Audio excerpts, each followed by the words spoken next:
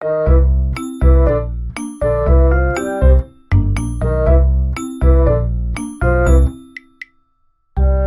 大家好，我是凯。今要分享的生酮饮食内容有点不同，就是要试做其他博主分享的生酮食谱。这次要做的是生酮河粉，灵感来自于享受厨房。那时候博主分享的是生酮越南春卷皮，我看了看，觉得好像可以切成面条，所以我把它做成了马来西亚的道地美食——低碳版炒粿条。真的很好吃，味道口感都很棒哦，很建议大家试一试。我也会把原视频的链接放在描述栏里。我的频道会分享生酮、低碳、无糖的健康食谱，感兴趣的小伙伴记得订阅我的频道，并且开启小铃铛，才不会错过每次的分享哦。那话不多说，我们开始吧。首先我们需要冬瓜，先去皮，切成块，再切成薄片，这样会比较容易蒸软。这里总共有330克的冬瓜，做成生酮粿条的话可以做成3份。然后我们需要上锅蒸熟，蒸到冬瓜呈现有点透明，质地软烂就可以拿出来。我们需要把它打成泥。原视频是给了冬瓜泥的重量，我称了称，蒸之前和之后的重量几乎一样哦。接着我们需要1/10重量的洋车前子，也就是33克。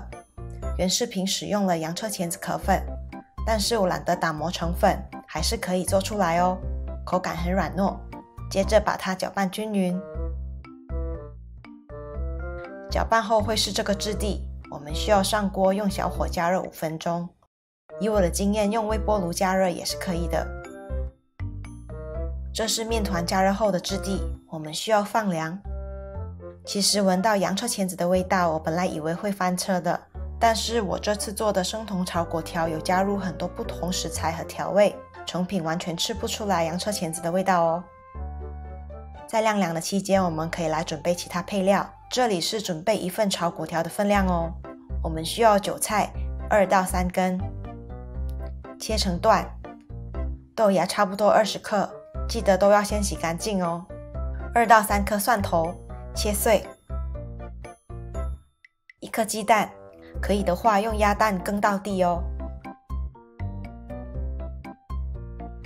再来就是辣椒酱半汤匙，我觉得加了这个辣椒酱真的会锦上添花，有条件的小伙伴记得要加。我看了成分表不算特别干净，但是没有加糖，营养表也很 OK 的。哦对了，还要准备几只虾子哦。再来我们就可以来做生酮面条了，取一部分的面团揉圆，像这样隔着烘焙纸压扁，用擀面杖擀平。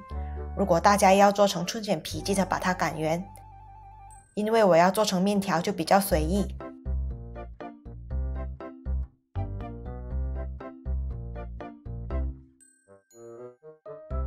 真的可以擀到很薄很薄哦，薄到都透光了，感觉做成春卷皮也很适合的。然后我们用刮刀把它切成条状，裹上油防粘，但是久了还是会粘在一起，所以要时不时搅拌哦。影片的最后我会跟大家说做多了能怎么保存。就这样，我们质地 Q 弹的生酮河粉就做好了。接着我们要来腌制面条。生酮酱油通常不够甜，我们需要加1茶匙的代糖，这里用的是阿洛酮糖。再来1茶匙的酱油和白胡椒粉，之后把它搅拌均匀。我们需要腌制面条的原因是它不能在锅里翻炒太久，需要最后下锅，怕吸不到锅里调料的味道，所以要先调味哦。锅里倒油，加入蒜末，炒出香味，放入辣椒酱，然后虾子，加入蛋，大概炒散，加入韭菜和豆芽，可以再补点盐巴或酱油调味。熄火，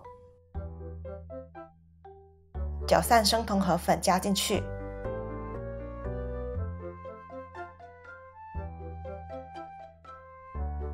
温柔的翻动加热一下就可以出锅了，记得不要开着火加热太久哦，面条会粘在一起的，但其实粘在一起还是很好吃。